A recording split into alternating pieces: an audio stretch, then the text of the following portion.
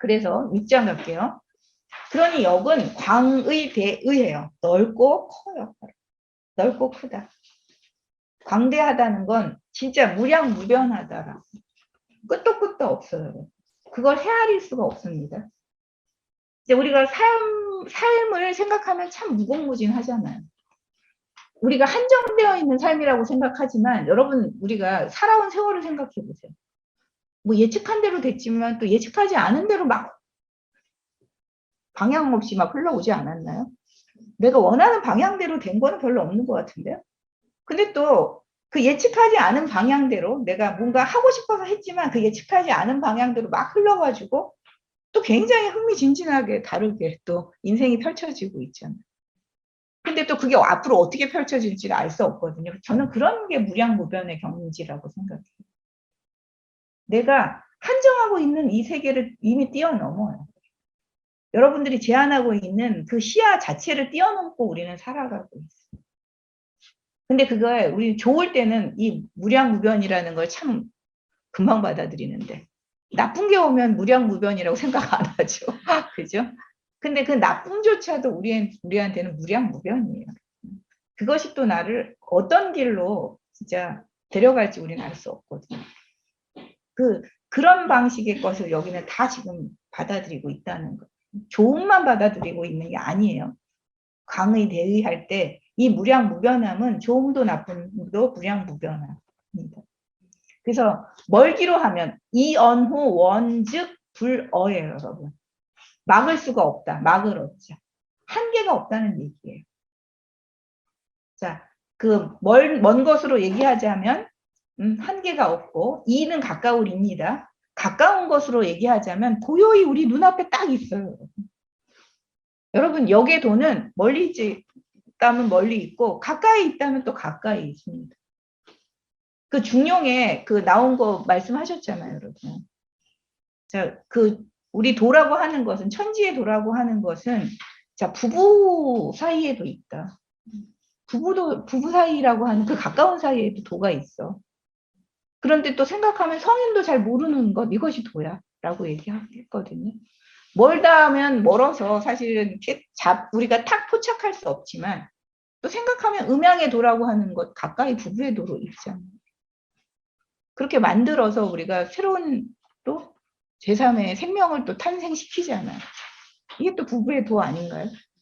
그래서 굉장히 또 원대한 것이 우리 가까이에서 이렇게 또 이루어지고 있다는 사실. 그래서 고요하게 바로 눈앞에 있는 것, 정이에요, 여러분. 그 다음에 언어 천지지간이에요. 천지의 그 사이에서 말한다면 다 갖춰져 있어. 이 하늘과 땅 사이에 모든 것이 갖추어져 있어. 라고 얘기하고 있는 거죠.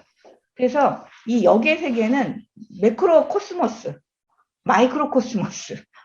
여러분, 이것을 다 하나로 만들고 있는 것. 이게 바로 아까 말한 원이겠죠. 원이.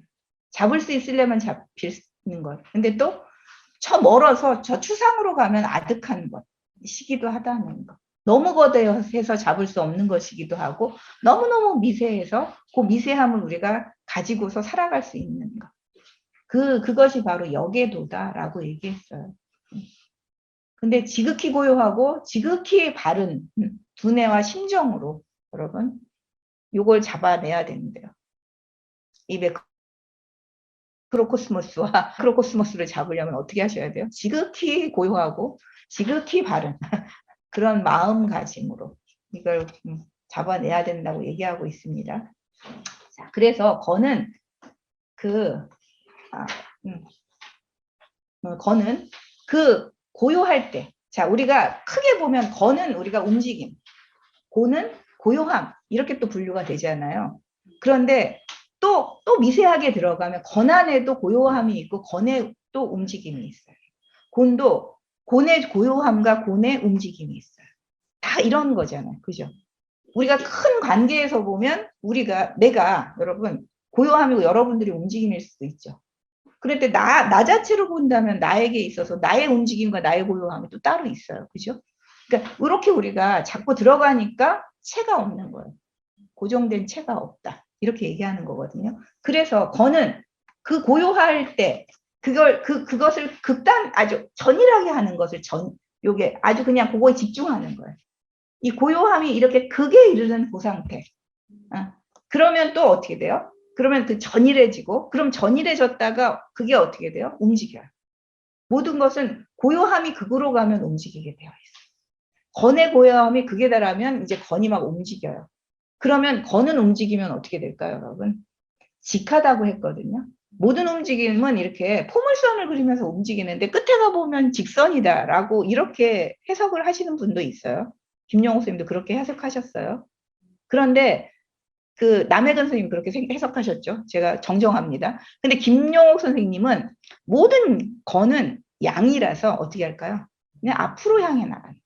그래서 직이에요. 스트레이트. 앞으로 그냥 쭉 뻗어나가요. 물러설 줄 몰라요. 이게 건의 기운이에요. 건의 기운은 물러가지 않고 어떻게 한다? 앞으로 계속 나간다. 그래서 그게 지계 개념하고 우리가 요 지계 개념의 그걸 이렇게 그려볼 수 있어요. 이거는 이 때문에 크게 생겨난다. 대생이라고 얘기했어요. 이건 어떤 시간성하고도 좀 관계가 있겠죠. 그렇죠? 시간성. 시간성은 이렇게 쭉쭉쭉 나가죠. 그래서 크게 생한다. 자, 고는 고요할 때는 아주 응축이 돼요. 흡이라고 할 때 오므려질 흡자. 거두어들이 흡자. 응축되었다가 움직일 때는 활짝 펴져요. 열벽자예요. 활짝 펴지거든요. 그래서 이걸로 뭐래? 광범위하게 생한다. 이 공간적으로 넓게 생하는 거예요. 움츠렸다 확 펴면서 공간적으로 넓게 그것을 생한다.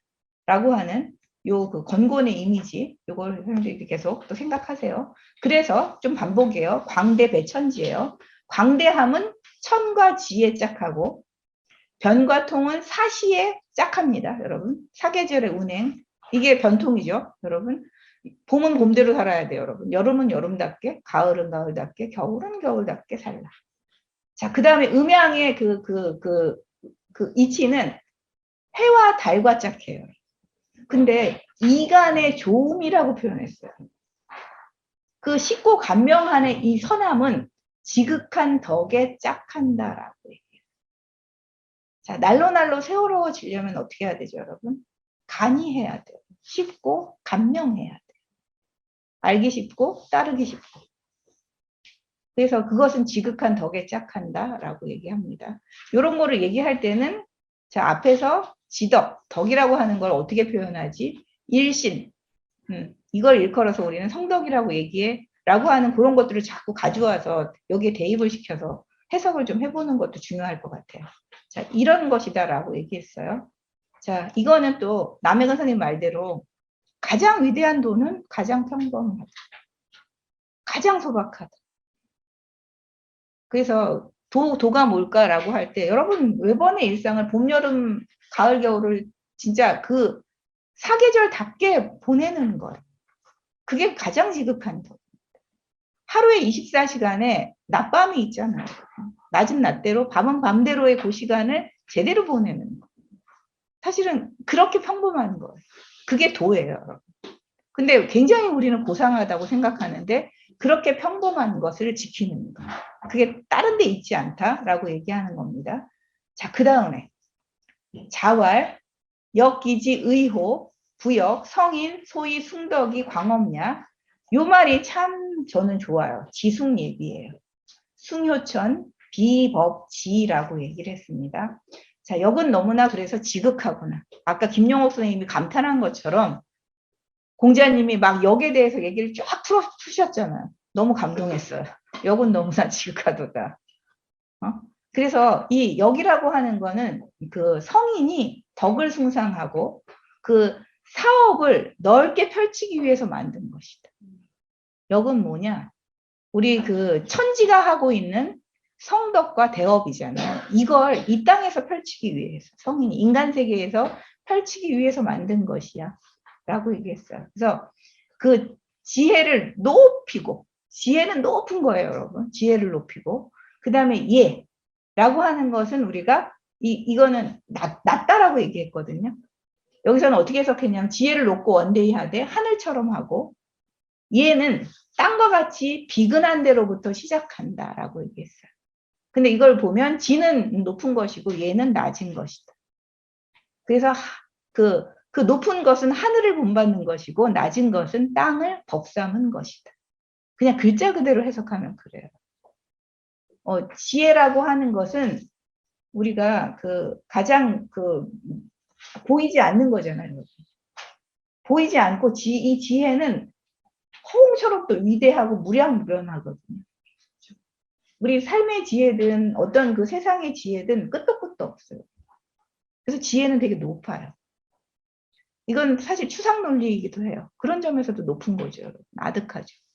이 추상 논리 지식은 그렇습니다. 그런데 이 예라고 하는 건 여러분, 우리가 예라고 하는 관계에 있어서 어떻게 하는 거예요? 나를 낮추는 게 사실은 예입니다. 나를 높이는 게 예가 아니라요. 나를 낮추는 거예요.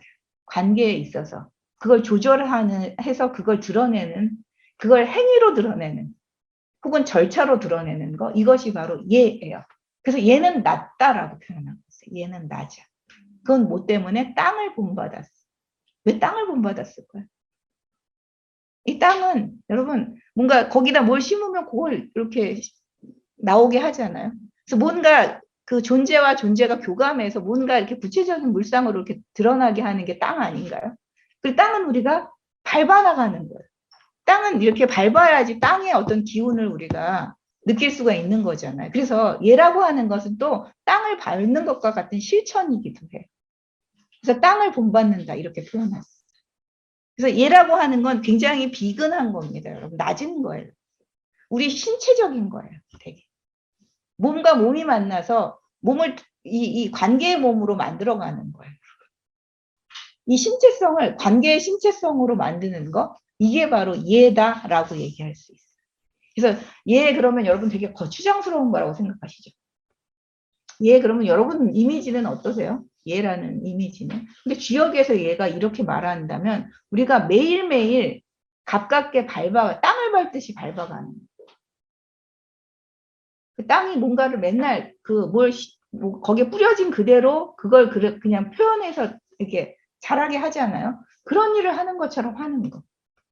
그게 바로 예라는 거예요. 그래서 우리가 그 존비라고 할 때 이 존비는 이렇게 되는 가치 개념은 아니겠구나. 진짜 가까워서 매일 해야 하는 거. 이건 예야. 아득해서 우리가 보이지 않는 세계에 대해서 계속해서 추상으로 생각해야 되는 거. 이건 지야. 이게 지예요.